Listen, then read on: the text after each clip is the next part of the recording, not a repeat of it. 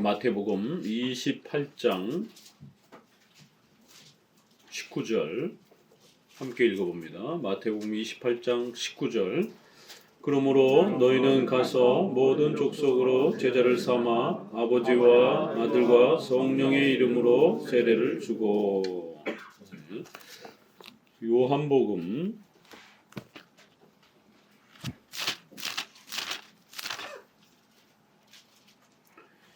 15장 26절입니다. 요한복음 15장 26절 같이 한번 읽어봅니다. 내가 아버지께로서 너희에게 보낼 보혜사 곧 아버지께로서 나오시는 진리의 성령이 오실 때 그가 나를 증거하실 것이요. 삼위일체의 하나님에 대한 부분들을 이제 13장부터 배워가도록 합니다. 마태복음에도 성부, 성자, 성령 하나님 이렇게 각각의 신격, 신이기 때문에 신격이다 이렇게 표현을 하고 또 위라고 표현을 해서 위격이다라고 이렇게도 표현을 합니다. 신학적인 그런 또 용어로 위격이라고도 하고 신격이라고도 하고 이렇게 삼위격이 이렇게 소개가 됩니다. 요한복음 15장에도 아버지께로서 이제 예수님이 말씀하시는 거죠. 내가 아버지께로서 너희에게 보낼 보혜사 성령. 그래서 예수님이 보혜사 성령을 보내신다 이렇게 말합니다. 그리고 아버지께로부터 이렇게 예수님이 또 이렇게 성령을 보내시고 성령 하나님은 아버지로부터 또 그렇게 나오신다. 보냄을 받으신다. 이렇게 표현합니다. 예수님은 성령을 또 보내신다 이렇게 표현을 합니다. 아주 독특한 그러한 삼위의 관계가 또 이렇게 소개가 됩니다. 마태복음에서는 각각의 삼위 하나님을 소개하고 또 요한복음에는 또 각각의 위격이 서로 어떻게 존재하시는지, 성령 하나님은 아버지와 아들로부터 이렇게 나오시는 이러한 그 신비로운 관계를 가지고 계시고 아버지는 성령을 보내시는 이러한 또 독특한 관계를 갖고 계시다라는 거예요. 또 예수님이 성부를 아버지 이렇게 불렀기 때문에 성부께서 성자를 낳으셨다 이렇게 표현을 하는 거예요. 인간의 언어로 우리가 표현할 수 있는 것은 여기까지입니다. 어떻게 낳았는지는 인간의 출생의 그러한 방법은 아닙니다. 그렇지만 우리가 이해할 수 있는 그러한 그 언어로 이렇게 낳으셨다. 그리하여 좀 더 우리가 영원히 낳으셨다 이런 표현을 씁니다. 인간의 출생과 구별하기 위하여 성부께서 성자를 영원히 낳으셨다. 그래서 성자, 아들이라고 부르는 거예요. 아버지라고 부른다라는 거예요. 그리고 또 하나님의 영이신 성령 하나님은 하나님의 영 이렇게도 부르고 성령, 거룩한 영 이렇게도 부른다라는 거예요. 그런데 그 성령은 아버지와 아들로부터 나오신다. 이게 나오신다라는 게 도대체 어떻게 나오시는 것인지 우리는 알 수가 없습니다. 가려져 있어요. 그저 성경이 우리에게 하나님은 이렇게 신비롭게 존재하시는 분이다라는 정도만 우리에게 소개하는 것이에요. 그리하여 성부, 성자, 성령 하나님은 이렇게 각각의 위격, 신격이 구별되어 계시는데 절대로 떨어져 계시지 아니하시고 서로가 낳고 낳으시고 낳음을 받으시고 이런 아주 독특한 신적 관계 속에서 삼위 하나님이 그렇게 존재하시면서 한 하나님이시다라는 거예요. 자, 우리 기독교에서 가장 어려운 삼위일체 하나님을 이제 배워갑니다. 이렇게 왜 우리가 삼위일체라는 용어 자체도 어려운죠? 왜 이렇게 기독교는 하나님을 어렵게 소개하는가? 성경이 이렇게 하나님을 소개하기 때문에 그런 거예요.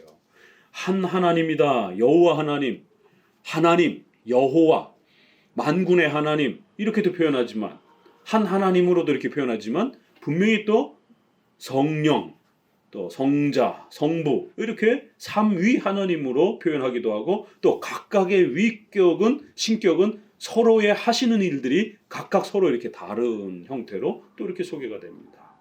그리하여 이제 성경 전체를 통해서 우리는 한 분 하나님, 그런데 그 한 분 하나님 안에 삼위 하나님, 성부, 성자, 성령 하나님이 동시에 또 그렇게 계시는 것이에요. 그래서 한 하나님과 삼위 하나님을 우리가 균형 있게 강조해야 되는, 어느 한쪽으로 치우치게 되면 이단이 됩니다. 그러니까 역사 속에서의 이단이란 한 하나님을 지나치게 강조하는 유대주의자들. 유대주의자들은 예수님을 십자가에 못 박아 죽였습니다. 왜요? 성부 하나님만이 유일신이라고 믿었기 때문에. 성자와 성령을 믿지 않았던 겁니다. 삼위 하나님만 지나치게 또 강조하게 되면 또 삼위 하나님에 있어서 지금 말씀드린 것처럼 성부를 강조하는 분파도 있고, 또 성자 예수님을 지나치게 강조하는 자유주의자들은 또 성자 하나님을 아주 지나치게 강조합니다. 예수님을 사회 인권 운동가로 강조하면서 신성을 부정하면서 예수님을 강조하는, 그리고 또 성령 하나님을 지나치게 강조하게 되면 순복음교회처럼 오순절파처럼 신비주의에 빠져버리게 됩니다. 성령 하나님이 인간과 이렇게 합체가 되는 것처럼 이렇게 성령을 어떤 에너지와 힘과 능력 무슨 이러한 걸로 이렇게 이해를 해서 결국 신비주의에 빠져버리게 됩니다. 한 하나님과 삼위 하나님을 균형 있게 고백하고 균형 있게 이해하는 것. 그래서 한 하나님과 삼위 하나님을 어느 쪽으로도 치우치지 않으면서 동시적으로 고백하는 거예요. 그래서 이것을 한 단어로 삼위일체 이렇게 표현하는 겁니다. 우리 기독교에서는 하나님이 그런 분으로 계시다라고 성경이 소개하기 때문에 적어도 우리가 이해할 수 있는 범위 내에서 성경이 가르쳐주는 범위 내에서는 여기까지는 쫓아가야 된다라는 거예요. 그 이상은 가리워져 있어요. 그래서 이제 13장부터 어떻게 우리가 성경에서 소개되어지는 이 삼일체 하나님을 잘 이해하고 또 쫓아갈 것인가를 함께 배워갑니다. 이것은 꿈을 통해서 배울 수 있는 게 아닙니다. 이것은 무슨 신비한 환상을 통해서 배울 수 있는 게 아니에요. 이 삼일체를 어떻게 꿈을 통해서 배울 수 있겠습니까?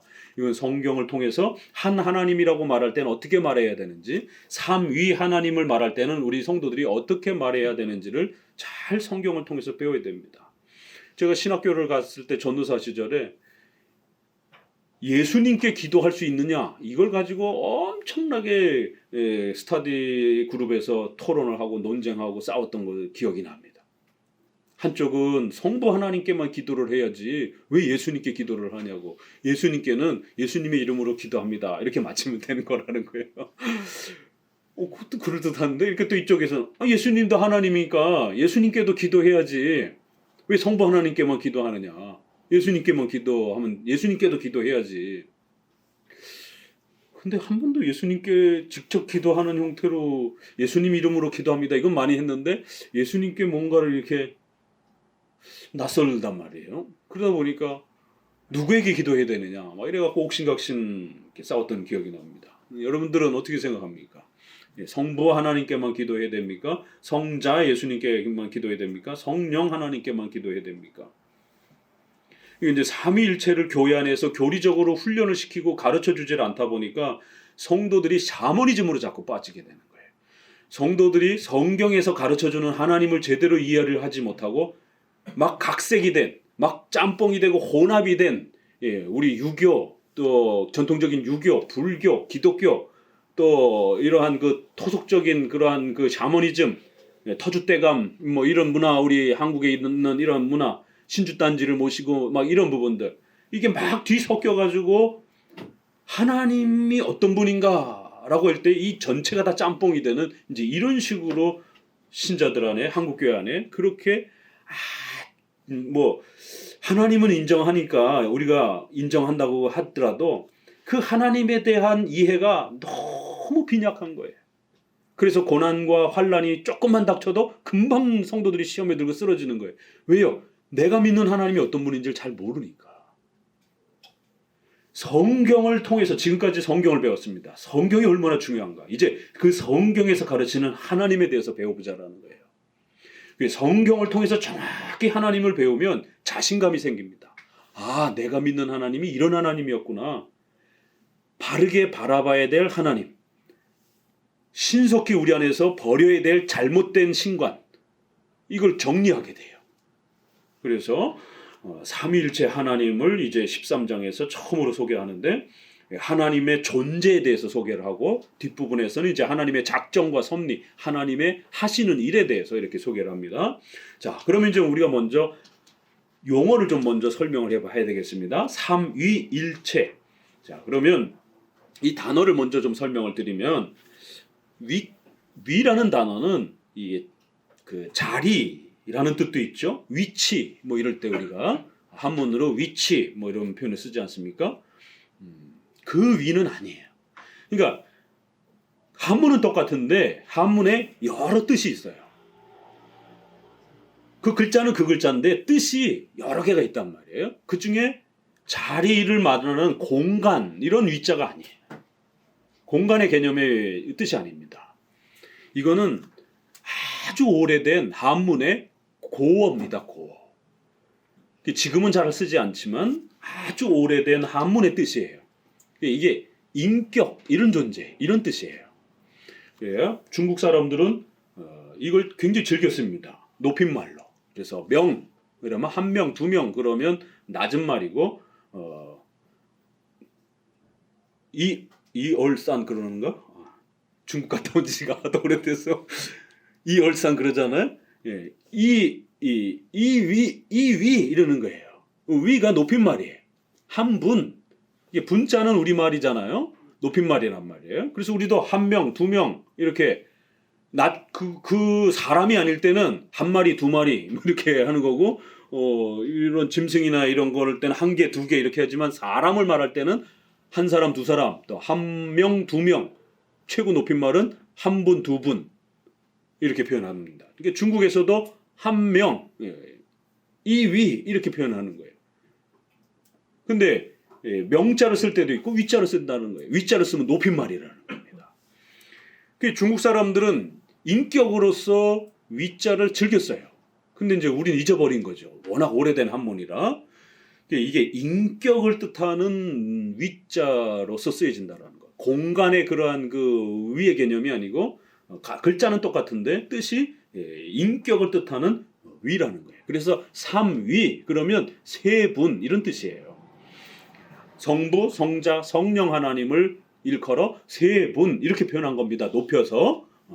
그런데 이제 우리가 통상 하나님은 한 분이십니다. 하나님은 한 분이십니다. 하나님은 한 명입니다. 이렇게 말할 수는 없잖아요. 이게 낮은 말이니까. 그래서 신이시니까 높여서 부르는 거예요. 하나님은 한 분이십니다. 유일신이십니다. 이렇게 당연히 부를 수밖에 없어요.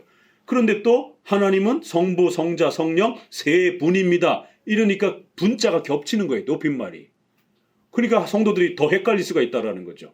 하나님은 한 분이야? 또 세 분이야? 그러면 세 존재야? 이게 막 헷갈리니까 우리 초창기 선교사들이 이렇게 한자와 관련해서 고민하면서 한 분 할 때는 높임말로 한 분 하나님 이렇게 부르고 삼위를 부를 때는 분자가 겹치니까 높임말로 한문에 이거를 가지고 온 거예요. 그래서 한 분 할 때는 한글을 쓴 거고 삼위 할 때는 한문을 쓴 겁니다. 이게. 그래서 한 분 하나님, 삼위 하나님 이렇게 쓴 거예요. 그러다가 이거를 용어로 구축을 해야 되다 보니까 한 분 했을 때 한 분 하나님에 대한 이걸 한문으로 좀 더 이렇게 구축하기를 원했습니다. 그러면은 삼위, 한위 또 이렇게 말할 수는 없잖아요. 한문으로 겹치니까. 그래서 한 분을 한문으로 어떻게 쓸까 하면서 이 글자를 찾기 시작한 겁니다. 우리 글자에는 그런 게 없으니까 이제 이건 영어로 번역할 때도 어렵고 우리 한글로 번역할 때도 어렵고 여러분이 만약에 아프리카 선교사로 갔다고 생각해 보세요. 그 아프리카의 언어로 삼위일체 하나님 단어를 찾는다는 게 굉장히 어려운 겁니다. 그러니까 이제 우리가 하나님 그럴 때도 이건 다 예전에 하늘님, 천주교에서는 지금도 하느님 이러잖아요. 그러니까 완 이런 뜻을 통해서 우리는 그냥 하나님 이렇게 표현을 하지만 이게 원래는 한문도 그렇고 상제 이렇게 해가지고 하늘님 이런 뜻이란 말이에요. 하늘을 존경하고 하늘에 대한 공포와 두려움들을 이렇게 갖고 살다 보니까 이런 신에 대한 그런 경외가 하늘에 대한 이런 단어로 많이 쓰였단 말이에요. 그래서 선교사들이 오니까 이 나라에는 하늘님이라는 단어가 있구나. 그래서 그 단어를 채용을 해서 하느님, 하나님 이렇게 이제 구축이 되는 겁니다. 중국에서는 상제 이렇게 해서 역시 비슷하게 우리랑 비슷하게 하늘의 신 뭐 이런 식으로 이렇게 표현을 합니다. 자, 그래서 채자를 이제 선택을 한 겁니다. 이게 몸채자잖아요. 우리가 체육할 때 뭐도 그렇고 인간의 몸을 뜻할 때 채자란 말이에요. 일체 한 분을 한문으로 바꿀 때 일체 이렇게 바꾼 거예요. 왜 몸채자를 썼을까? 하나님이 몸이 있는가? 육체 채자란 말이에요. 이게 채자가 한문으로. 이걸 잘못 이해하게 되면 하나님이 육체가 있는 것처럼 이런 식의 오해가 될 수 있습니다. 그런 뜻은 아니고 이거는 아주 오래된 이것도 고어입니다.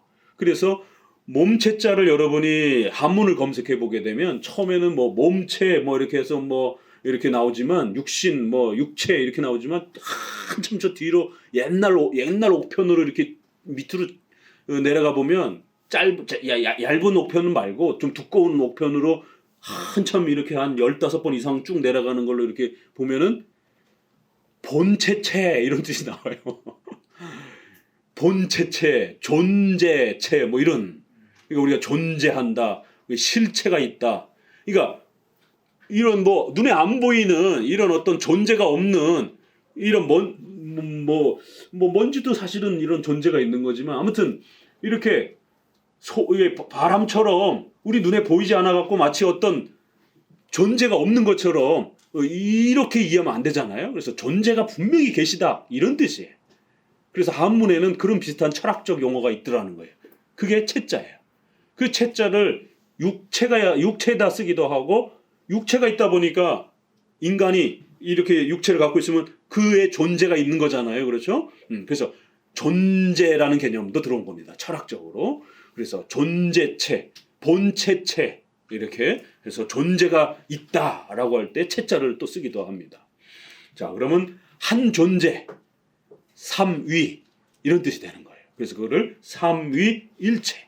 우리 한문으로는 그렇게 우리 한글로는 그렇게 번역이 된 겁니다. 이게 이제 영어로는 트리니티. 영어도 트리니티라는 단어가 억지로 만들어지는 겁니다. 트리니티라고 하는 단어는 원래 없는 단어예요. 그런데 삼위일체라고 하는 기독교적 이 개념을 만들려고 하다 보니까 한 분 하나님과 삼위 하나님을 합쳐가지고 두 단어를 셋, 1, 2, 3 할 때 3. 그 다음에 유니티 하면 하나 이런 뜻이잖아요. 유니폼, 유니버시티, 유니티 이게 다 하나라는 뜻이에요. 이 두 개를 하나와 삼을 합쳐가지고 요즘에 왜 뭐라 그래 애들 쓰는 단어 줄여서 쓰는 단어들 많이 쓰잖아요. 그런 것처럼 두 단어를 합친 겁니다. 3에다가 뒤에 T를 붙여갖고 트리티 이렇게 붙인 겁니다. 그래서 트리니티. 예. 그래서 앞에는 3자고 뒤에는 일자를 앞에는 머리를 딴 거고 뒤에는 꼬리를 따갖고 트리니티 이렇게. 이게 이제 라틴어도 단어가 없다 보니까 트레스 이렇게 해서 3이라는 단어와 유니타스라고 하는 1이라는 단어를 이게 영어랑 비슷해요. 영어의 사촌이에요. 이게 라틴어에서 영어가 오기 때문에. 그래서 3과 2를 합쳐서 트리니타스 이렇게 라틴어도 삼위일체를 처음 이렇게 표현을 하게 됩니다. 영어도 역시 3와 유니티를 하나로 합쳐서 삼위일체 이렇게 표현을 한 거고 우리는 한문적으로 한 분, 한 존재, 한 채, 일체 그리고 삼위 이래서 삼위일체, 일체 삼위. 지금 우리가 삼위일체 이렇게 많이 쓰잖아요. 옛날 책들 보게 되면 일체 삼위 이런 단어도 이렇게 낯설게 나옵니다. 예, 일체 삼위, 삼위일체, 한 분 삼위 이걸 동시에 이렇게 고백하는 거예요. 그래서 하나님은 한 분이시고 그러면서도 동시에 성부, 성자, 성령 하나님이 계시다라는 거예요. 자, 그러면 이제 2단이 등장을 하는데 주로 이 한 분 하나님을 말하는 데서는 2단이 많지 않은데 유대인 빼고는 삼위를 어떻게 말하느냐에 따라서 2단이 많이 나타납니다. 그래서 삼위일체에서 거의 90% 2단들이 다 발생이 됩니다. 그래야 우리 성도들이 삼일체만 정확하게 정립을 해도 2단에 안 빠지게 됩니다. 삼위일체에서 삼위 부분에서 이단에 많이 빠지는데 성부 하나님을 지나치게 강조한다든가 성자 예수님을 지나치게 강조한다든가 성령 하나님을 지나치게 강조하는데 자 이제 결국 한 분 하나님과 삼위를 소개하는데 삼위가 없는 것처럼 이렇게 얘기를 합니다. 한 분 하나님으로 이야기를 하는 거예요. 그래서 이 삼위를 잘못 말을 해가지고 한 분 하나님으로 결국 말을 하게 되는데 하나님이 세 신이다. 이건 바로 표가 납니다. 그렇죠? 세 신이 존재하는 것처럼 우리 기독교인은 세 신을 믿는 거예요. 그러면 다신론, 다신교 사상이 됩니다. 여러 신을 믿는 것처럼. 그러니까 이건 금방 표가 나니까 이단이 금방 이렇게 검증이 되는 거죠. 근데 이게 이단인지 아닌지 헷갈리는 그런 아리송한 사람들은 누구냐면 삼위를 이야기해요. 말을 해요. 이 여호와 증인들도 그래서 헷갈리는 겁니다. 여호와 증인들도 삼위일체를 말하는 것 같은데 예수님을 안 믿어요. 조금 더 들여다가 보면 삼위를 이야기를 하는데 삼위 하나님을 이야기하는 게 우리랑 좀 달라요. 처음에 이단, 두 이단만 기억하면 됩니다. 삼위를 이야기하는데 성부만 강조를 하는 거예요. 그래서 성자와 성령은 피조물이라 이렇게 얘기를 하는 거예요. 처음엔 하나님, 삼위 하나님이 나아 계시다 이렇게 얘기를 해요. 처음에 이 성부만 이야기하는 종속론, 예수님을 피조물처럼 이야기하는 성경에 예수님이 아버지가 나보다 크시다 이런 말씀을 많이 하십니다. 그러다 보니까 봐라 성경에 예수님이 아버지가 더 크다고 그러잖아. 그러니까 예수님은 작은 존재야. 예수님은 아들이라고도 부르잖아. 그러니까 엄마가 높아, 아들이 높아. 엄마가 높지, 아버지가 높지. 그러니까 예수님은 낮은 존재야, 피조물이야. 이걸 종속론이라 그래요.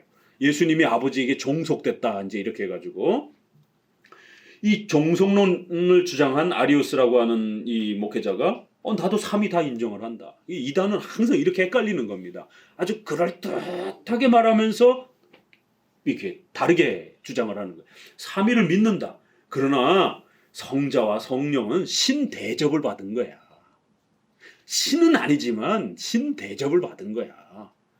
진짜 신은 성부만 진짜 신이고 성자는 첫 번째 피조물이야. 그 다음이 인간이야. 그러니까 인간보다는 더 대단한 분이야. 신처럼 대우를 받은 거야. 그러나 인간은 아니야. 이런 식이 되는 거예요. 그러니까 삼위일체를 말하는 것 같은데 삼위를 인정 안 하는 겁니다. 또 하나는 사벨리우스라 해서 양태론이라고 합니다. 양태, 모양이 바뀐다라는 거예요. 삼위를 인정을 하는데 결국 한 하나님, 이것도 결국 성부 하나님을 강조하는 형태예요. 한 하나님을 강조하는 것이에요. 삼위 하나님이 계시긴 해. 그렇지만 구약은 성부처럼 아버지처럼 일하시던 모습이고 신약은 예수님처럼 일하시던 모습이고 오늘날은 성령 하나님, 오늘날은 이제 기독교가 뜨거워진 기독교가 된 거야. 구약은 예전을 지켜야 돼. 성전에 나가서 제사를 드리고 그래서 구약에는 아버지 하나님으로 소개가 돼가지고 열심히 제사를 드려야 되는 것처럼 이렇게 기독교가 흘러온 거야. 신약에는 예수님이 십자가에 죽으시기 위해서 그렇게 예수님처럼 하나님이 계셨던 거야. 그럼 오늘날은 성령 하나님처럼 이렇게 하나님이 계시는 거야. 그래서 성령은 뭐야? 뜨거운 거야. 그러니까 기독교는 소리를 지르고 땅바닥을 굴러야 되고 환상을 봐야 되고 이렇게 기독교는 약간 이렇게 뜨거운 형태로 믿어야 되는 거야. 구약은 성부 시대, 신약은 성자 시대, 오늘날은 성령 시대. 이거 조용기 목사가 가장 많이 주장했던 주장입니다. 이거 양태론이에요. 이게 한국교회의 삼일체를 이렇게 가르치는 목회자들 굉장히 많습니다. 그러니까 성경이 가르치는 하나님을 제대로 이해를 못하고 그러다 보니까 하나님에 대한 바른 신앙의 즐거움과 기쁨을 누리질 못하는 거예요. 자기가 믿는 하나님이 어떤 하나님인지를 제대로 모르니까 자기가 만들어낸 하나님을 이렇게 갖게 되는 이런 일이 벌어지는 겁니다. 양태론, 모양이 계속 바뀐다라는 거예요. 내가 부모님에게는 자식이고 아내한테는 남편이고 자식들한테는 내가 아버지. 나는 똑같지만 내가 처한 형편과 환경에 따라 모양이 바뀌는 거예요.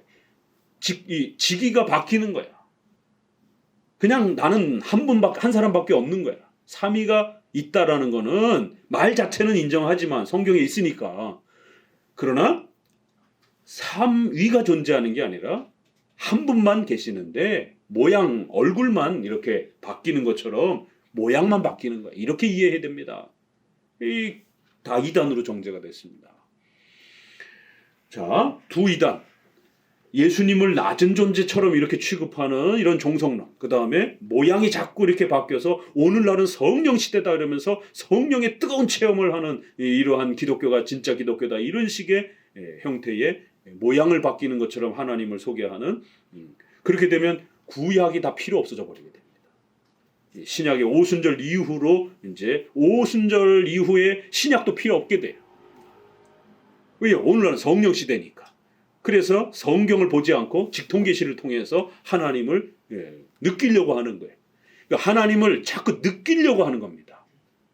그러나 우리 기독교는 하나님을 내 마음속에 느끼는 게 기독교가 아니고 성경을 통해서 성경이 가르치는 하나님을 객관적으로 이해하고 깨닫고 배우고 그 하나님을 신앙으로 고백하는 거예요. 그러면 우리의 마음속에 하나님과 인격적인 만남에 놀라운 그 신앙의 연합이 일어난다라는 겁니다. 신을 내 마음속에서 막 느끼는 게 이게 기독교가 아닙니다. 그러다 보니까 신비주의자들은 뭔가 자꾸 마음속에서 음성을 들으려고 하고 그 신이 내 속에 있다라는 것을 스스로 막 쥐어 짜내는 거예요. 그래서 막 뭔가 뜨거운 마음이 막 속에서 신이 내 안에서 막 계셔가지고 뭔가를 막 음성으로 이야기하고 환상으로 뭔가를 알려주고 이런 어떤 신이 내 안에 뭔가를 이렇게 자꾸 존재한다라는 것을 느끼려고 애를 쓰는 것이에요. 그러나 우리 기독교인들은 생각해 보세요. 여러분 일상생활을 하면서 하나님이 여러분의 가슴에 있는 것 같이 막 뜨겁게 막 이럽니까? 그러면은 심장마비 걸릴 거예요. 뜨거워가지고. 그렇게 느껴지지 않을 때도 많아요. 우리 그냥 일상생활 하면서 여러분 막 설거지하고 막 주부들 바쁘고 그러는데 하나님이 김치찌개 하라나 된장찌개 하라나 하나님 뭐 해야 되죠? 하나님 내 안에 계신 하나님 어떻게 해야 될까요? 이런 식의 이거는 주로 무당들이 막 신내림을 받아가지고 신이 뭔가를 사인을 주는 거를 막 이런 형태입니다. 이게 샤머니즘화된 기독교. 이게 기독교란 성경이 가르치는 그 하나님을 성경을 통해서 잘 깨닫고 배우는 겁니다. 이 객관성을 잘 확보하는 거예요. 그러면 하나님은 이런 존재구나. 이 삼위일체 말만 들어도 어렵고 이제 또 배워가야 되는데 머리 아파. 뭐 이제 이렇게 된단 말이에요. 그럼 이런 하나님이 우리가 신앙생활하는데 무슨 도움이 되는가? 가슴도 뜨겁지도 않고 머리만 아프고 그러니까 기독교의 교리는 너무 머리 아파. 찬송 많이 하다가 내 마음에 막 뜨거운 거 하나님이 막 내 마음속에 들어온 것 같아. 그래 막 눈물 흘리고 이게 다 감성적인 신을 감성적으로 느끼고 싶어하는 그런 하나의 이 인간의 종교적인 하나의 퍼포먼스들입니다. 그게 나가면 마음이 허전하잖아요. 그러니까 뭔가 신과 어떤 그 일치됨을 느끼고 싶어서 자꾸만 자극적인 퍼포먼스들을 하는 거예요. 자학을 하게 되고 나중에 이제 그런 어떤 느낌이 자꾸 사라지니까 인간이 고행을 하게 되면 결국 이런 세속적인 것으로부터 내가 조금 멀어지면 죄로부터 멀어지고 신과 더 가까워지는 거 아니겠는가?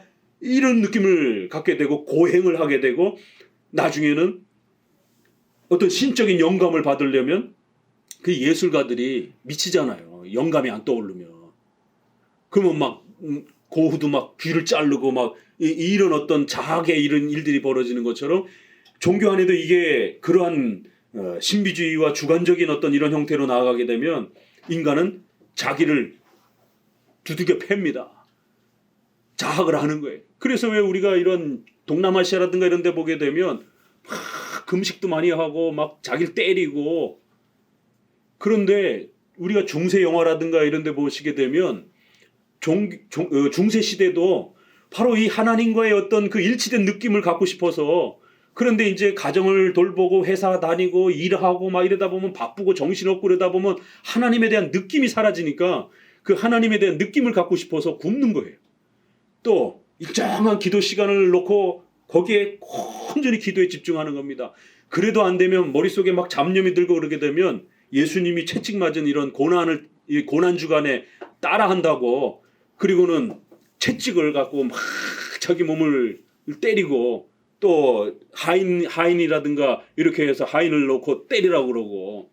그래서 우리가 중세 영화 보다 보면은 귀족들이, 이 기독교인 귀족들이 이렇게 하나님 앞에 나아간다고 그러면서 이렇게 막 자기 몸에다가 막 채찍을 때리고 막 피가 막 철철철 나고 그러면서 그 사제 앞에 나가서 회개한다고 그러면서 그 회개에 대한 어떤 대가로 막 채찍을 맞고 이런 겁니다. 그러면 뭔가 조금 속이 후련해지거든요. 그러면 이제 죄 용서도 된 것 같고 하나님이 내 마음속에 더 가까이 온 것 같기도 하고.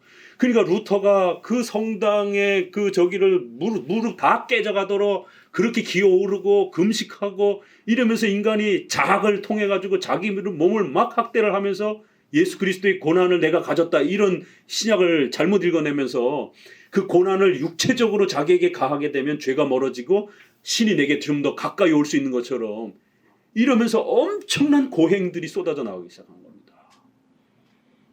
그게 나중에 막 자기 몸을 때리고 막 금식에다가 때리고 이러니까 바이러스라든가 이런 데 감염이 돼가지고 금방 죽기도 하고. 그러니까 기독교가 아주 샤머니즘적인 그러한 형태로 변질되어지는. 근데 성경이 말하는 하나님이 어떤 하나님인지를 모르다 보니까 느낌적으로 하나님을 느끼고 싶으려고 하는 이러한 인간의 종교적 욕망 때문에 자기 자신을 더 학대하면서 신에 대한 그 느낌과 아주 짜릿함이 떠나지 않도록 온갖 방법을 동원을 하게 되는. 그 이제 나중에는 어디까지 갑니까? 이제 연기 같은 거 이렇게 최면제 같은 그런 어떤 이런 부분. 그러니까 이제 거기에 담배 같은 이제 이런 중독성이 강한 향을 피우고 또 촛불이라든가 이런 게 등장을 하는 거예요. 왜 카톨릭의 그런 아주 요즘엔 기독교 방송도 잘 안 해주더라고요. 엊그제도 보니까 카톨릭 거만 째다 그냥 이렇게 많이 나오고 그러는데 그 베드로 그 성당 그 시스나 성당 교황 나오는데 보세요. 성탄 미사 하는데 얼마나 화려한지 직접 보면 더 하겠죠. 어마어마하잖아요. 거기 촛불과 또 향이라든가 이런 것들에서 몽롱한 그런 분위기를 만들어내면서 황홀경을 억지로 이런 걸 자꾸 자아내는 거예요. 그리고 이제 거기에 음악이 동원이 되는 거죠.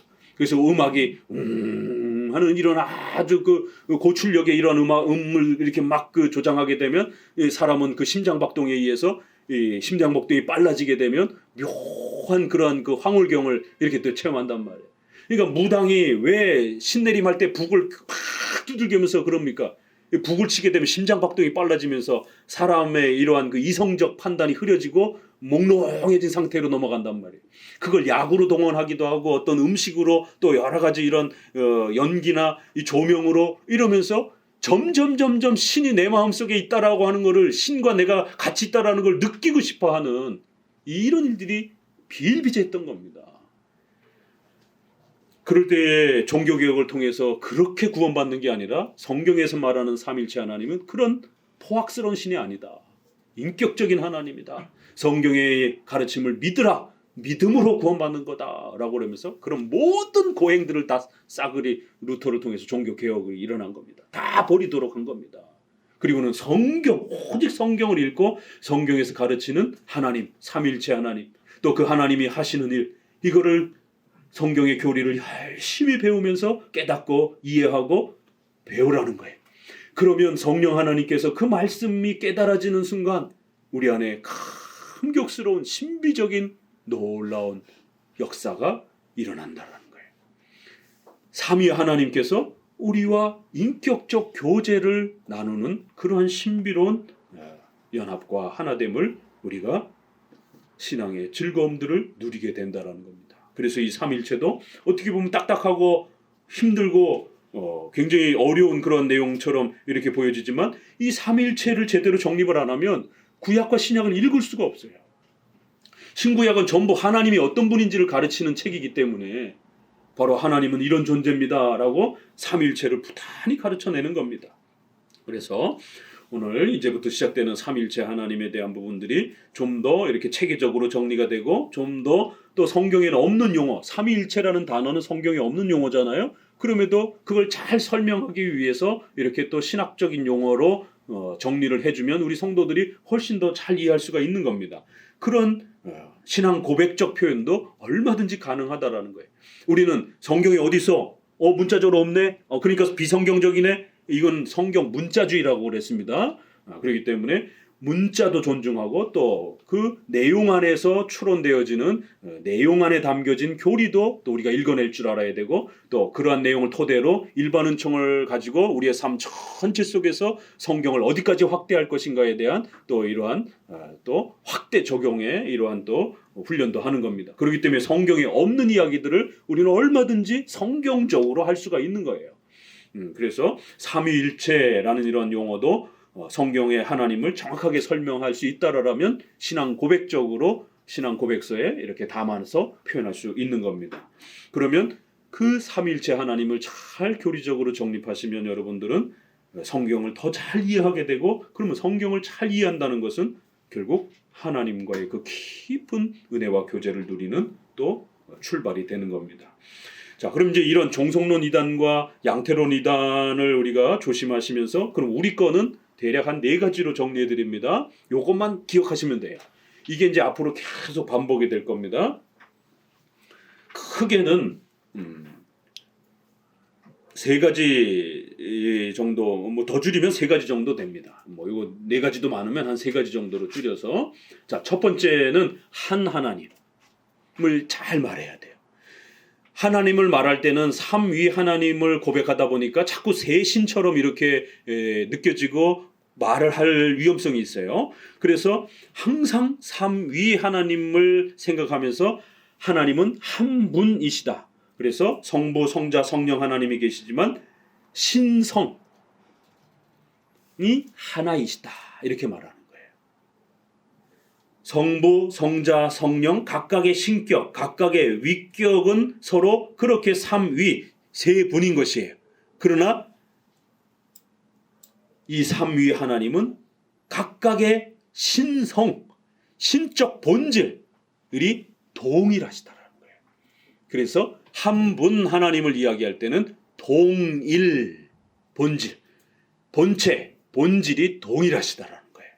그 신적 본질과 신적인 본체가 여러 개가 있는 게 아니라 하나, 동일하시다라는 거예요.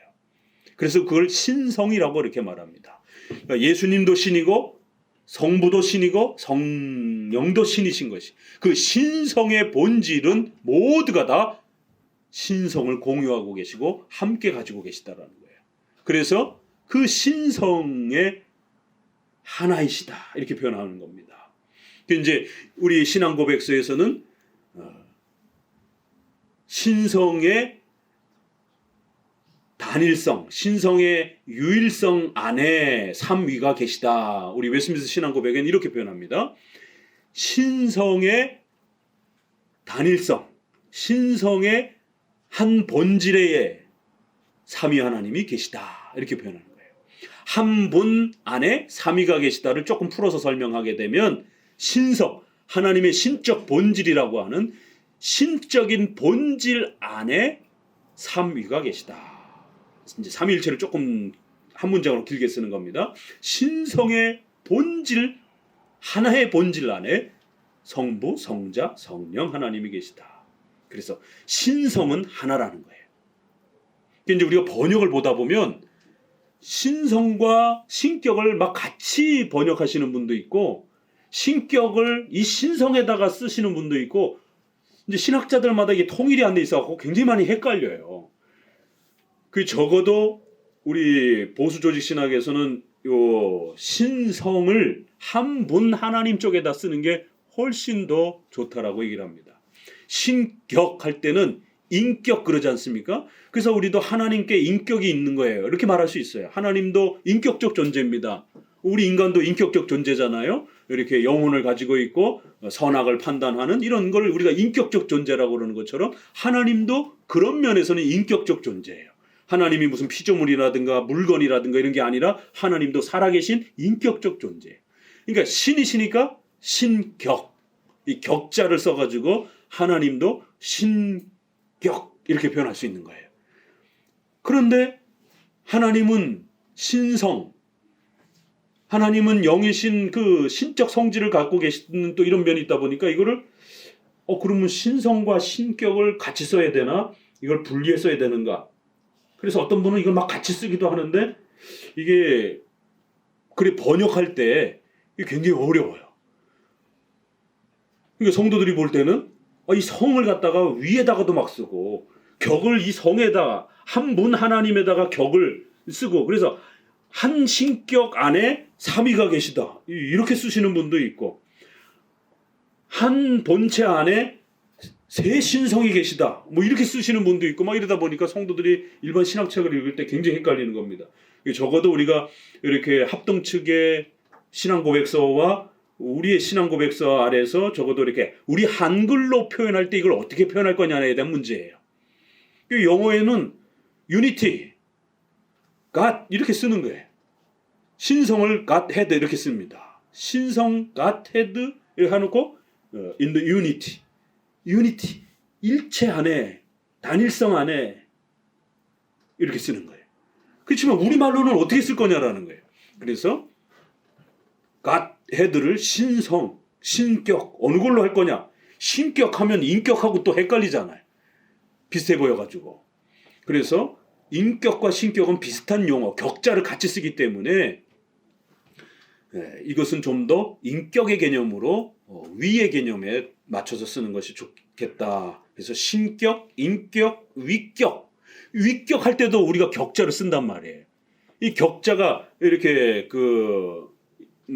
인간의 어떤 존재의 이러한 또 한 부분을 표현하는 하나의 또 소중한 그 표현인데 그러다 보니까 인격, 신격, 위격 이게 일체가 돼야 통일성이 있어야 훨씬 이해하기가 쉽지. 여기에서 신격만 떼다가 신성에다가 같이 써버리게 되면 또 한 분, 세 분 이런 게 헷갈리는 것처럼 한 신격, 삼위격 이름 또 헷갈린다고. 이 격자가 같이 쓰이다 보니까.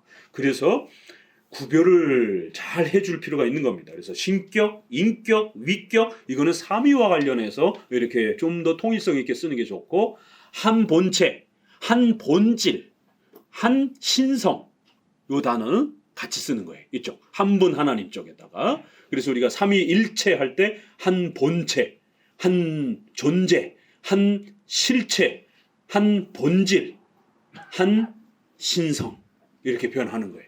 그래서 한 신성 안에 삼위 하나님이 계시다라고 해서 동일 본체, 동일 본질이라는 단어를 동일 신성 이런 단어예요. 그래서 삼위 하나님을 이야기할 때 절대로 서로가 존재가 분리되어 있는 그런 세 신, 여러 신을 생각하면 안 되고 그 신성이 한 분이라는 거예요. 신적 본체가 신적 본질이 한 분 동일하신 한 신성을 갖고 계신다라는 거예요.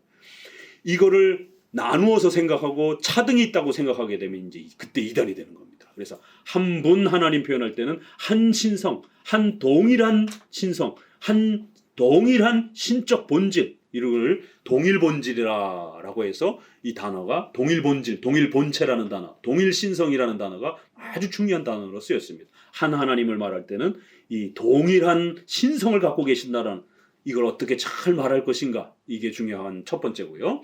삼위 하나님을 말할 때는 세 가지 정도를 조심하셔야 돼요.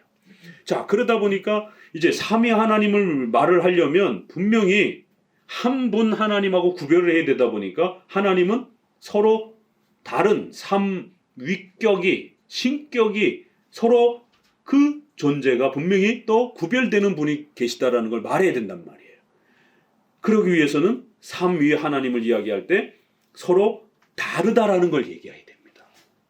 여기는 같다라는 것을 이야기를 한 강조가 있고 자 이제 구별해서 얘기할 때는 분명히 성부와 성자는 같다라고 얘기를 하면 안 돼요. 하시는 일도 다르고 그분의 존재도 다릅니다. 신성이라고 하는 신적 본질은 한 분 하나님이 동일하게 갖고 계셔요.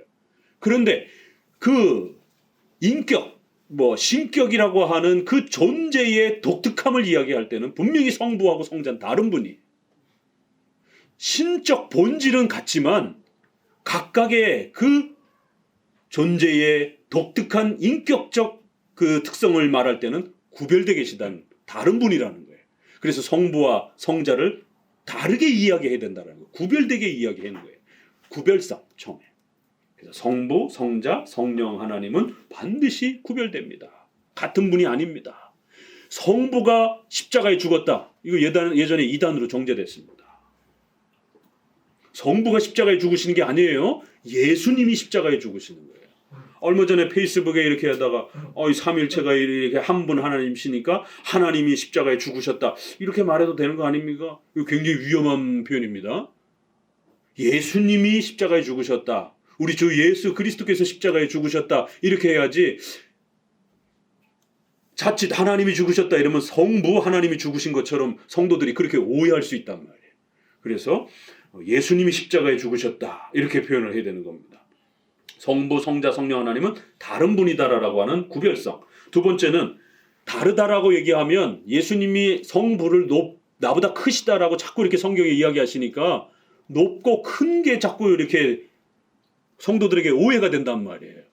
그러면 반드시 동등하다라는 걸 강조해야 돼요. 성부, 성자, 성령 하나님을 이야기하는 순간 성부가 자꾸 높다라고 우리도 모르게 그렇게 들어온단 말이에요. 이걸 막기 위해서는 성부와 성자는 신이시기 때문에 두 분 다 동등하신 거예요. 누가 높고 누가 낮고 이런 게 아닙니다. 성부와 성자는 동등하신 그러한 신이신 것이 동등성. 그래서 어느 한쪽이 높은 것처럼 이렇게 막 말하면 안 되는 겁니다. 자, 이게 교리적 정리가 좀 힘들어서 그렇지 이게 목회 현장에서는 굉장히 위험하게 이게 정리가 안 돼 있으면 쓰이는 거예요. 그러니까 예를 들면은 성부 하나님을 목회자들이 옛날 부흥회 할 때 성령 받아라 이러면서 막 자 여러분 지금부터 이제 성령 받으시기 바랍니다. 받으십시오. 아니 목회자가 그러면 성령 하나님을 가라라라고 막 명령할 수 있는 거예요? 이거 굉장히 건방진 겁니다. 이거 신성 모독이에요. 어떻게 목회자가 성령 하나님을 가라오라 막 그럴 수가 있습니까? 그건 예수님이시니까 가라오라 말할 수가 있는 겁니다. 왜요? 예수님은 성령을 보내시는 분이시기 때문에. 절대로 인간은 함부로 성령을 가라오라 말할 수가 없는 겁니다. 우리에게 와주시는 것만도 감지덕진 거죠. 어떻게 함부로 여기를 가라 저기를 가라 우리가 그렇게 지시를 할 수가 있습니까? 절대 불가능한 거예요. 그러니까 이런 삼일체 하나님의 이 구별성, 동등성 이런 걸 모르다 보니까 마치 성령 하나님을 이해할 때는 보니까 예수님도 막 이렇게 명령하셨네. 성령 받으라 막 이러면서 그러면 성경에 있으니까 우리도 가능한 거 아니야? 우리가 능력 받으면 성령 받아라 이러면 가는 거 아니야? 이런 이제 해괴망측한 일들이 벌어지는 거예요. 그래서 삼위일체는 정확하게 정리해놔야 됩니다. 성령 하나님을 그렇게 막 함부로 가라오라 할 수가 있는 게 아닙니다. 성자와 성령은 동등하신 신이신 것이에요. 벌써 325년 니케아 회의 때에 성령 피조물자들이 이단들이 벌써 등장을 했습니다. 성령 하나님을 피조물로 생각을 하는 에너지와 기운으로 생각하는 그래서 막 목회자가 막 기도하면은 성령이 막 슉 하고 막 빠져나가는 것처럼 이런 이단들이 벌써 300년 때에 있어가지고 그 성령 피조설자들이라 합니다. 이걸. 성령 하나님은 그렇게 부릴 수 있는 분이 아닙니다. 성령 하나님 우리의 기도의 대상이고 우리를 도와달라라고 우리가 간절히 요청해야 되는 신이신 것이에요. 성자도 동등하신 겁니다. 성부 하나님도 동등하신 거예요. 이 동등의 개념을 확보하지 못하면 자꾸만 성령 하나님을 에너지처럼 성부와 성자의 말을 듣는 그런 어떤 능력과 기운인 것처럼 그래서 마치 나도 그거를 쓸 수 있는 것처럼 이렇게 오해가 됩니다. 동등성 꼭 기억하셔야 됩니다. 세 번째는 그럼에도 불구하고 성경에는 아버지가 높으시다. 아버지의 뜻을 내가 다 성취한다. 성령 하나님을 보내신다. 이렇게 말하잖아요. 그러니까 그 정도는 차이가 있다라는 거예요. 이 차이는 신적 본질을 여기는 예수님은 90% 신대접을 받고 성령 하나님은 80% 신대접을 받고 이런 차이는 아니라는 겁니다. 그런 차이는 아니고 신성의 본질은 동일하셔요. 그럼에도 불구하고 서로 하시는 일이 각각의 하시는 일이 차이가 있는 거예요. 그 정도 차이 이걸 우리가 질서적 차이라고 말합니다. 질서성이 있는 거예요. 구별성, 동등성, 질서성 이렇게 좀 단어를 만드는 겁니다. 그래서 성경에 분명히 아버지가 나보다 높으시다. 내가 성령을 보낼 것이다. 그러면 보내시는 분도 있고 보냄을 받고 오시는 분도 있고 이런 질서가 생기잖아요. 아버지가 나를 낳았다 이렇게 표현을 하니까 낳는 분도 있고 낳음을 받으시는 분도 있고 이런 분명히 우리가 생각할 때는 약간 높고 낮음의 차이가 들어온단 말이에요. 여러분 명령하는 사람이 높아요? 명령을 받는 사람이 높아요? 낳는 사람이 높아요? 낳음을 받는 사람이 높아요? 우리 인간의 언어는 이 낳고 낳다, 보내다, 보냄을 받다 이게 위아래 개념으로 자꾸 이렇게 느껴진단 말이에요. 그래서 이걸 신속히 막기 위해서 동등성이 작동을 해야 되는 겁니다.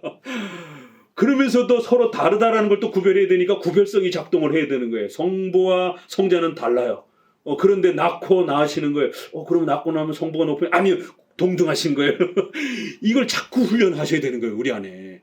우리가 인간이 연약하다 보니까 이 신비로운 이 신의 존재를 자꾸만 헷갈려가지고 엉뚱한 쪽으로 이렇게 빠져가지고는 하나님의 이 소중한 가르침의 내용들을 망가뜨려 버리는 이런 인간의 악함과 연약함들이 있는 겁니다. 그래 철저히 삼위 하나님은 분명히 각각 다른 존재라는 것.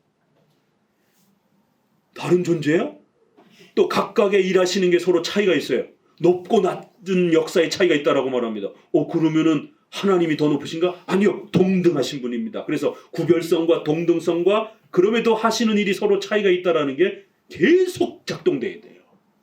이 세 가지 구별성, 동등성, 질서의 차이, 질서성 이 세 가지를 삼위를 말할 때는 헷갈리지 않게 끊임없이 고민하면서 읽으셔야 돼요. 왜 성부가 자꾸 높다고 그러지? 이게 중국에서 가르치면 중국 사람들은 신학책이 없다 보니까 성경만 계속 읽는단 말이에요. 근데 성경에 의외로 아버지가 높으시다. 나는 아버지의 뜻을 하나도 어길 수 없다. 이런 표현들이 굉장히 많이 나와요. 그러니까 중국에는 이 종속론 이단들이 굉장히 많습니다. 봐라 성경에 문자적으로 예수님이 아버지가 높다라고 자신이 낮으시다라고 자꾸 얘기를 하지 않느냐. 그러니까 예수님은 아버지의 항상 명령에 순종을 해야 돼. 그러니까 아버지가 더 높아. 자꾸 이렇게 결론을 맺는 거예요. 그러나 성부도 신이시고 성자도 신이신 것입니다. 한 분 하나님 이 동일한 신성을 갖고 계시기 때문에 동등성을 우리가 놓쳐서는 안 되는 겁니다. 동일 본질이라는 이 단어, 그 다음에 삼위 하나님과 관련해서 구별성, 그 다음에 동등성, 질서성 이 세 가지를 꼭 기억하셔요. 그리고 이제 마지막 하나 이렇게 하면 네 가지가 되고 한 분 하나님, 삼위 하나님, 그 다음에 사역과 관련해서 이렇게 나누면 세 가지가 되기도 하고요. 큰 틀에서는 전체 네 가지입니다. 마지막에 이제 사역. 지금은 이제 하나님은 어떤 존재인가라는 설명을 한 거고, 그럼 하나님은 어떻게 일하시느냐? 성부만 일하고 성자만 일하고 이런 게 아닙니다. 신학 토론회에서 목사님들끼리 토론을 하는데 예수님이 십자가에서 홀로 죽으셨다라는 거예요. 그 말은 맞죠. 그러니까 성부와 성령 하나님은 거기에 관여하시지 않으셨다라는 거예요. 예? 어떻게 십자가라고 하는 이 위대한 사건에 예수님만 홀로 쓸쓸하게 죽으셨습니까? 그렇게 말씀하시면 안 됩니다. 예수님이 십자가에 죽으시는 것은 예수님이시지만 예수님이 십자가에 죽으셨을 때 질문, 성부는 어디 계셨습니까? 성령 하나님은 어디 계셨습니까? 질문. 안 계신 거 아니에요? 이렇게 첫 번째 대답. 예수님이 십자가에 죽으시는 거니까 안 계시는 거 아니에요? 두 번째, 계시다라고 얘기를 하면 성부도 같이 거기서 죽으셨죠. 이런 오해가 발생이 되는 거예요. 어떻게 말을 해야 되지? 이렇게 말을 해도 이단이 되고 저렇게 말을 해도 이단이 되는 겁니다. 이게 까딱 말을 잘못하면. 여러분 어떻게 대답할 겁니까? 자, 그래서 예수님이 십자가에 돌아가실 때는 예수님이 죽으신 것이에요. 성부가 죽었다 그러면 큰일 나는 거예요. 함께 일하신다라는 걸 지나치게 강조해서 성부도 같이 예수님 안에서 죽으셨다 이러면 큰일 나는 겁니다. 분명히 예수님이 구별되어 예수님이 죽으신 것이에요. 그럼에도 불구하고 삼위는 절대로 떨어지지 않습니다. 찢어지지 않습니다. 나뉘어지지 않습니다. 왜요? 한 분 하나님이기 때문에. 한 분 하나님이기 때문에 구별이 되는 게 아니, 찢어지는 게 아니에요. 그래서 일하실 때도 삼위 하나님은 동시적으로 일하시는 거예요. 자, 동시에 일하시는데 각각의 일을 하시는 거예요. 서로 다른 일을 하시는 거예요. 예수님이 죽으실 때 성부도 죽고 성령도 죽었다. 이러면 큰일 나는 겁니다. 그래서 사신신학, 신이 없다라고 하는 것도 사신신학이지만 신이 죽었다란 말을 한문으로 표현하면 사신이잖아요. 이런 신학들이 있어요. 그래서 일반인들이 사신신학을 말하지만 기독교 안에서도 신이 죽었다 이런 거를 이렇게 버젓이 말을 하나. 그렇게 말하면 큰일 납니다. 한 분 하나님이기 때문에 하나님은 분리되어 계신 게 아니에요. 성부 하나님은 저기 계시고 성자 하나님은 저기 계시고 어디 계세요? 이러면서 이렇게 빨리 오세요. 이런 게 아닙니다.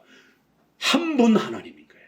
절대로 찢어지거나 나뉘어질 수 없습니다. 항상 함께 계시는 거예요. 그 신적 본질을 한 분 동일 본체로 갖고 계시는 분이에요. 그렇기 때문에 한 분 하나님을 세게 강조하다 보면 예수님이 십자가에 죽으실 때 분리됨이 없으니까 그러면 성부도 같이 돌아가신 거 아니야? 이러니까 신이 죽는다라고 하는 이런 오해를 하게 되는 겁니다. 그렇게 표현하면 큰일 납니다. 자, 이게 왜 이렇게 어렵냐면 이쪽과 이쪽을 구별해서 잘 이야기하고 어느 쪽으로 치우치지 않도록 해야 되기 때문에 그런 겁니다. 그래서 이게 정리가 안 되면 한쪽으로 치우치게 되고 한쪽만 생각하게 되는 거예요. 그럴 때 이단으로 빠지게 되는 겁니다. 이거는 수학적으로 해결할 수 있는 문제가 아니에요. 그래서 자꾸 듣다 보면 목사님 이 얘기를 했다가 이 얘기를 하면 모순이 되는 거 아니에요? 이 얘기를 했다가 삼위를 얘기했다가 한 하나님이라고 자꾸 얘기를 하게 되면 이거 모순이 되는 거 아닙니까? 저도 어쩔 수 없어요. 저도 이걸 해결할 수는 없습니다. 저는 그저 성경이 이 정도 가르치고 있다는 것을 목회자는 설명해 드릴 뿐이에요. 그리고 이거를 잘 이해해 가는 것은 성령 하나님께서 이제 여러분의 마음을 움직여서 이것이 믿음으로 받아들여지고 이해되어지도록 그렇게 역사하시기를 바랄 뿐인 겁니다. 왜요? 이거는 수학으로 계산할 수 있는 문제가 아니기 때문에 1과 3이 같다라고 말을 하는 겁니다. 하나이면서 곧 3, 오거스니 하나이면서 곧 3, 3이면서 곧 하나이신 우리 하나님 이르는 것이에요. 하나는 절대 3보다 크지 아니하시고 작지 않고 3은 절대로 하나보다 크지 않으신. 예? 이게 말이 됩니까? 수학적으로는 3이 더 크죠. 그러니까 절대로 하나는 3보다 작지 아니하시고 하나가 3보다 작지 않다라는 거예요. 3은 절대로 하나보다 크지 아니하시고 그런 식으로 이해하면 큰일 난다라는 겁니다. 수학적으로 접근하지 말라라는 거예요.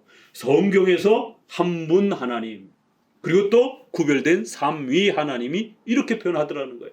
삼위 하나님이 계시지만 세 신이 있는 것처럼 여러 신이 있는 것처럼 이렇게 이해하지 말라라는 거예요. 한 분 신성을 가지신 동일 본질을 갖고 계신 한 분 하나님 분리되고 찢어지거나 떨어질 수 없는 한 분 하나님이 계시다라는 거예요. 에? 그러면 삼위가 없는 거 아니에요? 아니요. 한 분 하나님이시지만 그 한 분 하나님 안에 성부, 성자, 성령 구별된 세 위격과 신격을 각각 가지고 계시는 그런 분이라는 거예요. 그러면 셋이라고 말하면 셋신 아니에요? 아니요. 셋신이 아니라 한 동일한 신적 본체를 신적 본질을 갖고 계시는 한 신성을 가지고 계시는 한 분 하나님입니다. 에? 그러면은 한 분 아니에요? 아니요. 한 분 하나님임에도 불구하고 분명히 서로의 존재와 인격이 다른 하시는 일도 다른 삼신격이 존재하신다라는 거예요. 목사님 어떡하라는 겁니까? 그래서 한 하나님과 삼위 하나님이 계시다라는 걸 동시에 받아들이라는 거예요. 다만 우리가 이거를 성부, 성자, 성령을 한꺼번에 말할 수 없으니까 성령 이렇게 말할 수 없잖아요. 그러니까 성부, 성자, 성령 순서대로 말할 뿐이에요. 그 순서는 질서적인 차이를 말하는 것이지 등급의 차이, 계급의 차이를 말하는 게 아니에요. 성령, 성자, 성부라고 말을 해도 돼요. 그렇지만 성경에 항상 성부, 성자, 성령 이 순서로 이야기를 한단 말이에요. 그리고 아버지는 시작처럼 이렇게 이야기를 한단 말이에요. 아버지로부터 나았다. 아버지로부터 보냄을 받았다. 그래서 이 삼위격의 시작처럼 성부를 항상 먼저 이야기하기 때문에 그것도 우리 마음대로 하는 게 아니라 성부를 먼저 말하고 성자, 성령 순서대로 그렇게 성경을 따라 말하는 겁니다. 그렇게 성경은 한 분 하나님, 삼위 하나님이 이렇게 동시적으로 설명이 되는 겁니다. 자, 네 번째 설명하다가 말았죠. 그러니까 한 분 하나님 떨어지거나 갈라지거나 분리되지 않는 그런 찢어지지 않는 그런 한 분 하나님이기 때문에 일하실 때도 항상 함께 계시는 것이. 다만 각각의 일을 하시는 거예요. 예수님은 십자가에 그 육체를 통하여 직접 죽으시는 것이고 성부께서 그 십자가에 죽으실 때에 그 예수님을 지키시는 것입니다. 그리고 성령 하나님께서는 그 예수님이 그 죽음에 이르기까지 결코 아버지의 뜻을 어기지 않으시도록 강력하게 성령의 그런 충만함과 기름 부으심을 통해서 예수님을 붙잡아 주시는 것입니다. 각각의 하는 일이 다를 뿐이지 동시에 그 십자가에서 일하시고 계시는 것이에요.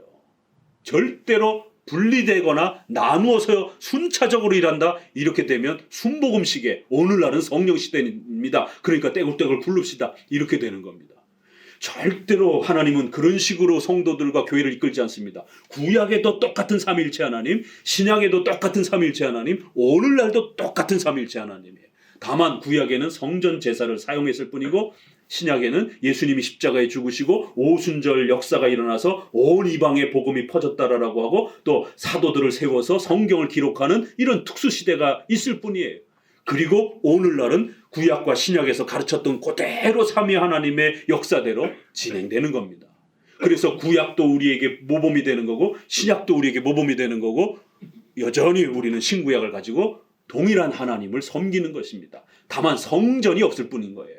다만 사도들, 더 이상 성경을 기록하는 사도들이 없을 뿐인 겁니다. 그래서 신구약은 오늘도 우리의 신앙의 규범이요 삶의 규범이 되는 겁니다.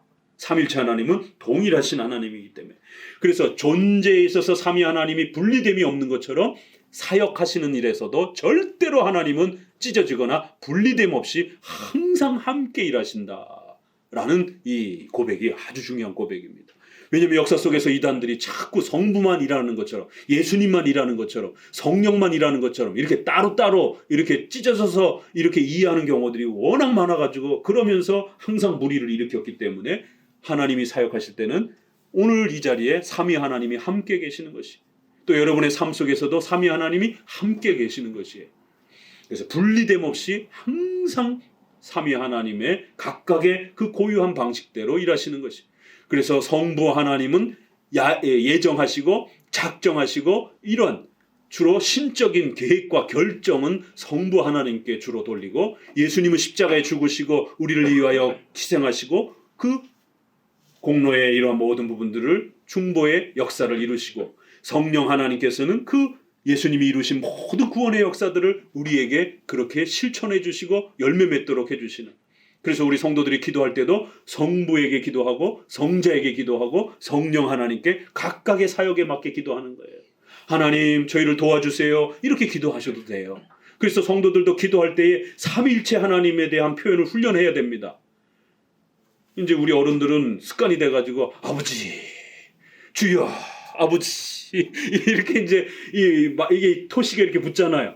그러면 주여 아버지를 성부 하나님만 생각하게 되는 이런 이제 아버지 이렇게만 주로 성부 하나님을 생각하니까. 그래서 주여 할 때도 하나님 할 때는 한 분 하나님을 그렇게 부르는 표현입니다. 아버지 성부 하나님 아버지 도와주세요. 우리의 모든 이러한 우리 인생을 하나님 계획하시고 섭리하셨으니 절대로 틀림없이 우리 인생이 성부 하나님의 계획하신 대로 이루어져 갈 수 있도록 아버지 하나님 계획하신 대로 이루어져 갈 수 있도록 도와주세요. 이렇게 기도할 수 있는 겁니다. 그러면서 또 예수님의 십자가의 공로와 은혜가 오늘도 내 심령과 내 전 삶 속에 그래야 은혜로 우리가 오늘도 죄 용서받고 그렇게 하나님 앞에 아버지 앞에 또 그 은혜를 누릴 수 있도록 예수님 도와주세요. 또 성령 하나님을 통해서 성령 하나님 제가 용기를 잃지 않도록 저 안에 믿음을 더 넣어주시고 믿음이 더 자라가게 해주시고 제 기도가 연락되어질 수 있도록 하나님 역사해 주세요. 이렇게 성령 하나님께 기도할 수 있는 겁니다. 왜요? 하나님이 각각 하시는 일이 서로 다르기 때문에. 그러면서도 주여 하나님 여호와여 이렇게 또 표현할 수 있는 것입니다.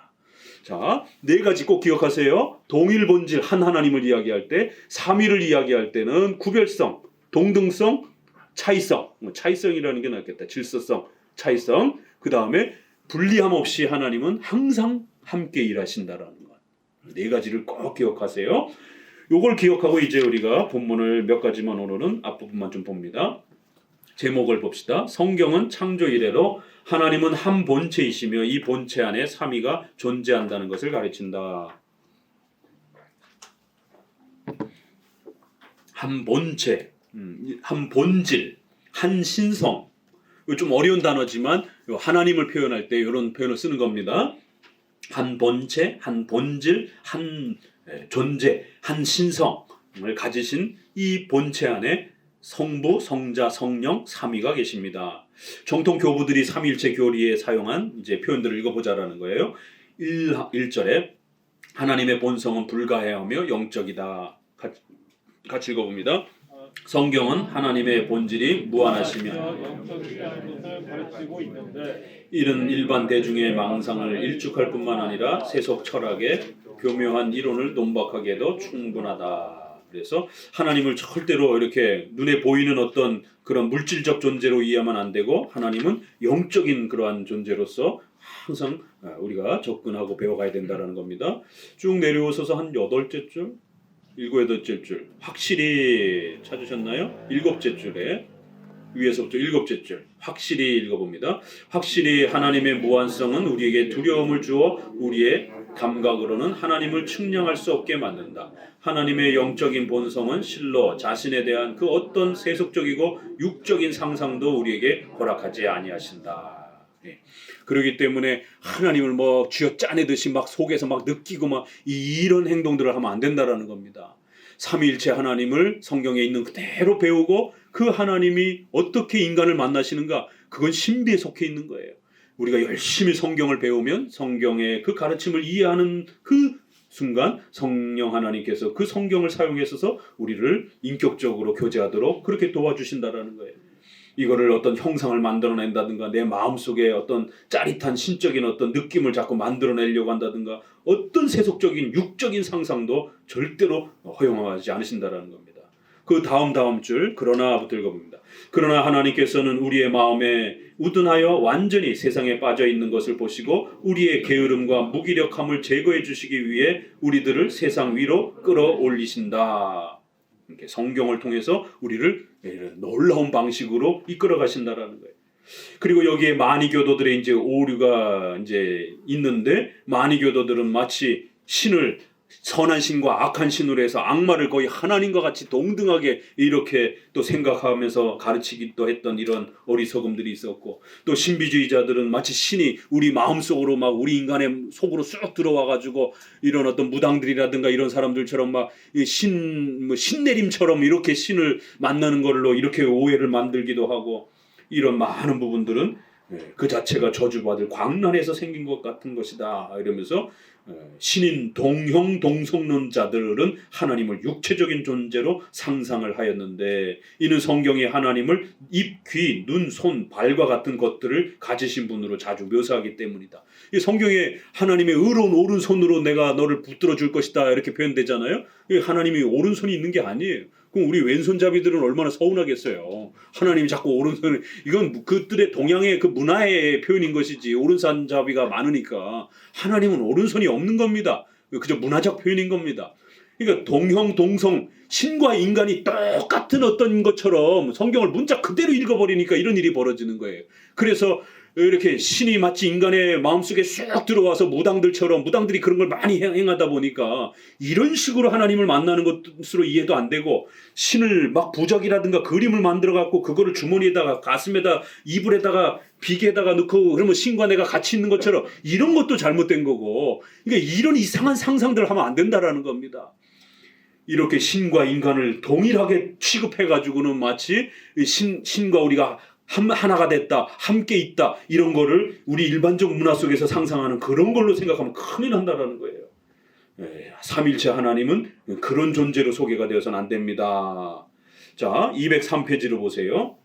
203페이지에 오게 되면 두 번째 줄, 유모가 어린아이에게 말하는 것처럼 하나님께서도 그와 같이 우리에게 말씀하시는 것을 이해 못할 자가 과연 있겠느냐. 그러니까 성경의 그런 표현들은 마치 어린아이에게 설명해 주시듯이 하나님이 우리에게 그렇게 하나님 자신을 낮추어서 우리 인간의 눈에 맞는 눈높이를 낮추어서 그렇게 표현해 주는 거예요. 이걸 적응 계시라고 그럽니다. 인간의 그러한 눈높이에 하나님께서 자신을 낮추어서 표현하는 겁니다. 그렇다고 해서 하나님을 그렇게 낮은 존재처럼 생각하면 안 된다는 거죠. 표현 자체를 그렇게 낮춰 놓으신 거예요. 그렇지만 그걸 읽어내면서 우리는 하나님을 높으신 분, 영적 존재 그대로를 이해하셔야 되는 거예요. 손발로 이렇게 표현되어 있지만 하나님이 손발이 있는 것처럼 이렇게 접근하면 안 된다는 것이죠. 그건 우리 눈높이에 맞춰준 거예요. 오히려 하나님에 관한 지식을 우리의 미약한 수용 능력에 적응시키고 있는 것이다. 이를 수행하시기 위해 하나님께서는 그 높은 위엄에서 훨씬 밑으로 내려오지 않으면 안 되었던 것이다. 이러면서 삼일체 하나님에 대한 부분 오늘은 1절만 이렇게 소개하면서 삼일체에 대한 기본적 개념만 먼저 여러분에게 소개해 드리도록 합니다. 기도합니다.